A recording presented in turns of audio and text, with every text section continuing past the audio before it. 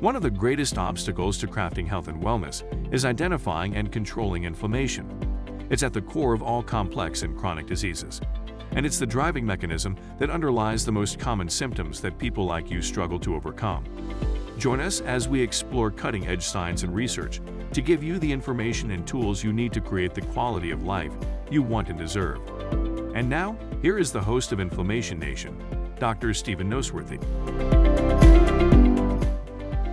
You know, when it comes to the quality of the food you eat, it's kind of like everything else. There's just huge arguments. Most of it is based on opinion or based on opinions that are formed from hearing incomplete or sometimes, frankly, incorrect information.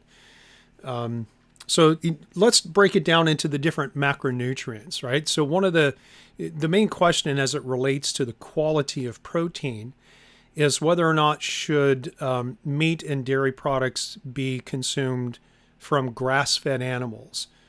Should fish be wild-caught versus farm-raised? It's very interesting. So I think the answer is yes for the most part, but I think you might be surprised if you dive into similar research, which I'm not going to present here, but I can definitely point you in a direction where you can read some things, particularly about the quality of farm-raised versus, well, not farm-raised, grass-fed versus grain-fed animal products. But let's talk about fish first. I think we can say pretty definitively at this point that fish should be consumed in the wild-caught state if possible. One of the things that I try to encourage clients that I work with one-on-one with the coaching and consulting in functional medicine is to encourage them to spend their money wisely when it comes to eating clean, if you will. And I think that's important because, as you probably already know, it can get very expensive if you're trying to eat everything organic, everything hormone, antibiotic-free, and so on. I believe that's changing just because it's becoming more common to offer those types of products. But certainly 4 or 5 years ago, it was a decidedly more expensive venture to switch over to eating clean meats and hormone, antibiotic-free stuff and clean vegetables in terms of organic than ever before. Now, there are many arguments that can be placed, particularly around the organic stuff as it relates to vegetables, is that, just because something is labeled organic doesn't necessarily mean that it doesn't have things like pesticides and chemical residues on it. They certainly do. Let me get back to the animal protein because I do want to try to go through this at least in some kind of a hierarchical way or some kind of a sequence. So talking about protein, I do believe that there's an advantage to consuming wild-caught fish, but what do you do if it's not available to you? I mean, if we hold wild-caught salmon, for example, as the best option, and that's the one that everybody should be doing, and we attach some kind of a value proposition to that if you're not consuming wild-caught salmon, then you're doing yourself and perhaps your family harm. I mean, there's a little bit of judgmentalism that goes along with that, which I'm not hugely fond of. And the reality is that some people just don't have the option, either because of availability or perhaps even because of financial constraints, to make those choices. So my advice to you is you do what you can, and you certainly make choices that you can feel good and feel comfortable with. The reality is that some people have been eating things that are farm raised in terms of fish for a very long time, and they don't incur any health issues associated with that. So I'm not here to judge anyone in one direction or other. If you can afford to go wild caught, then go wild caught if it's available to you. But if not, then I wouldn't worry too much about it. I do think it's a better choice, but I don't think you're going to devastate your health if you're not necessarily doing that. Are there going to be people who are exceptions to that statement that I just made? Absolutely. There always is. So there will be someone who absolutely has to eat. In fact, I did a consult with a gentleman today who is extremely sensitive to chemicals and other residues that are found in foods, particularly processed foods. And so we know that there are exceptions, but we're trying to start with, if you try to build your guidelines based on the exceptions rather than the rule, then everything becomes an exception and there is no generality. And so we're trying to use our experience, our knowledge of what's published in the research, and again, our experience in working with people who have these inflammatory health challenges, and come up with a set of guidelines that somebody can take and go home and say, okay, I'm going to commit my efforts over this way, or my finances over this way. I think you'd be surprised in terms of animal products like beef, pork, and all that kind of stuff, in that while pastured meats are certainly better for the animals, and pastured meats are probably also better for the environment, nutritionally speaking, there's really not that much difference between grain-fed meat versus grass-fed or pastured meat, specifically when it comes to the omega-3 fatty acid content. Now, this is probably the most common thing that people who are, pro grass-fed versus anti-pasture or anti-grain-fed, is that, well, the omega-3 fatty acid profile is superior in pastured or grass-fed animals. And that is true, but the question then becomes, is it superior to an extent that really it's going to make a difference if you eat one versus the other?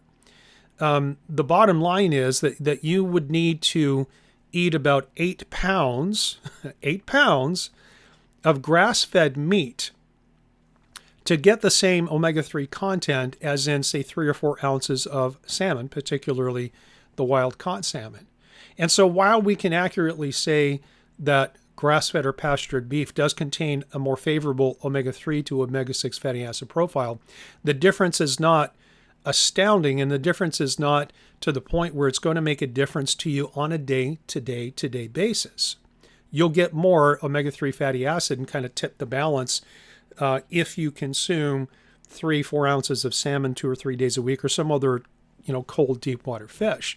And on top of that, a lot of people who are, kind of drawing the line in the sand and saying, grass-fed or pastured or nothing, will maybe 2 hours after they consume 3 ounces of grass-fed ground beef or a steak, will go to their pantry and take out a handful of almonds and eat those, and in doing so will totally blow their omega-6 to omega-3 ratio out of the water, because while we look at almonds as being generally healthy in small quantities, they contain an awful lot of omega-6 fatty acids, which we certainly need, but we need to have things in balance. And this is the kind of monolithic thinking that tends to cause a lot of confusion. I make one choice over here and I isolate that choice, like grass-fed, pastured versus corn-fed, and then I make another choice that negates the first one, and I think I'm doing good things for myself, and in reality, I'm not doing the things that I actually think I'm doing for myself. So that's one thing. If you want to read more about it, probably the best thing to do, and this is a book that's recently been published, it's called Sacred Cow. You can probably get it on Amazon.com, but it's written by Rob Wolf, and forgive me, I forget his writing partner's name. But Rob Wolf is a research biochemist he actually put out one of the very first paleo diet books back in the day when paleo started to become a big deal. And he's become quite a big name, and I really, truly enjoy his work.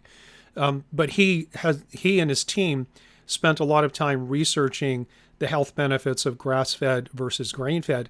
And I've heard him explain this on his own radio show, that when they were mapping out the outline of the book before they actually read it, they started with the proposition that grass-fed beef was far superior to grain-fed, yet they could find no shred of evidence of that in the literature. In fact, they found quite the opposite.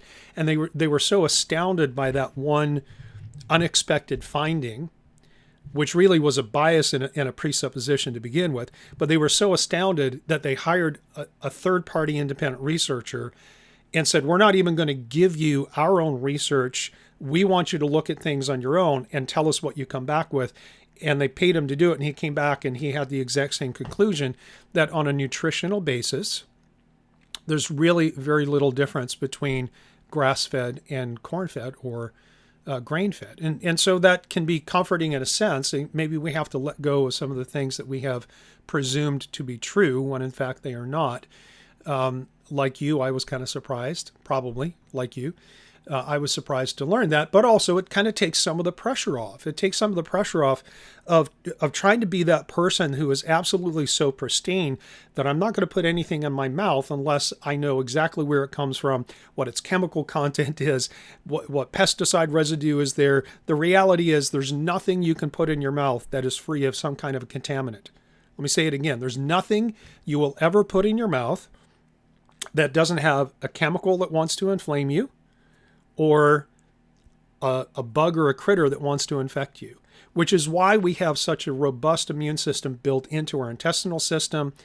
And as soon as things come out of the gut, they go straight to the liver because there's junk that has to be constantly eliminated and cleaned up. And if those things are working well, then we have a lot more wiggle room, if you will, to not eat in that pristine way and not make ourselves feel bad about not doing that. So, let me just leave it at there for this particular episode because I want to go on and talk about carbohydrate quality. But let me just reiterate a couple of things from this particular episode, talking about the quality of proteins. I think fish, if you can buy it wild caught and you can afford it, great. That's a great choice. When it comes to other animal products like beef and pork, etc., don't worry so much because the studies actually show the opposite of what everybody is saying, is that grass-fed is always superior to corn-fed or grain-fed. And then let me mention this one thing because I realized that I didn't say it as I was going through this little monologue, is that when it comes to dairy products, there is a major nutritional difference between grass-fed dairy and grain-fed dairy. It's not true of the meat substance, but it is actually true of the dairy substance. And so if you have a local farmer that sells cow's milk or goat's milk, and obviously you have to be able to tolerate dairy for this even to make sense, that if you have the option to go pastured or grass-fed when it comes to dairy products, and that would be milk, cheese, etc., then that's a very good choice to do. And so the issue of grass-fed versus not, or higher quality versus lower quality, I'll put that in air quotes, it really depends on what you're talking about. For animal protein, it really doesn't matter all that much. For fish, yeah, it's a better idea to go wild caught. But when it comes to dairy products, if you tolerate them, absolutely, if it's available to you and you can afford it, opt to go for the pastured or the grass-fed dairy over the grain-fed stuff. We'll talk next time on the Inflammation Nation. Thank you so much for listening to the Inflammation Nation. If you found this episode valuable, please rate, review, and subscribe to our podcast. Be the first to know when a new episode drops so that you can stay on top of your game. It also helps others like you find the answers they need. And why not head over to my main website, drnoseworthy.com, that's drnoseworthy.com, to explore my personalized functional medicine coaching programs, submit a question to the podcast, maybe take a quiz, or even reach out to me using the contact form that you can find there. We'll see you next time.